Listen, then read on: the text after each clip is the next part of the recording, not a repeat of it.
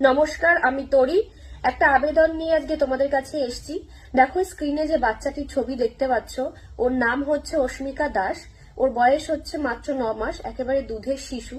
ও একটা কঠিন বিরল রোগে ভুগছে গত 4 মাস যাবত। রোগটির নাম হচ্ছে স্পাইনাল মাস্কুলার অ্যাট্রফি। আর মেডিসিন আমাদের ভারতবর্ষে পাওয়া যায় না। চিকিৎসকরা জানিয়েছেন যে এই যে মেডিসিনটা, এটা বিদেশ থেকে আনতে হবে, যার জন্য খরচ হবে প্রায় 16 কোটি টাকা। বুঝতে পারছো, একটা অনেক বড় অ্যামাউন্ট। একটা মধ্যবিত্ত ফ্যামিলির পক্ষে কিন্তু এই যে অ্যামাউন্টটা, এটা কিন্তু একেবারে আকাশ ছোঁয়া। চিকিৎসকরা জানিয়েছেন যে সঠিক সময়ে চিকিৎসাটা না হলে বাচ্চাটার প্রাণ সংশয়ও হতে পারে।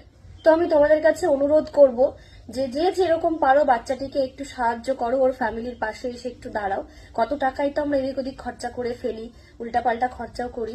সেই জায়গা থেকে মানবিকতার খাতিরে যদি একটু সাহায্য করি বাচ্চাটাকে, তাহলে হয়তো সে একটা নতুন জীবন পাবে। তো এটাই আমার তোমাদের কাছে অনুরোধ। আমি ব্যাংক ডিটেলস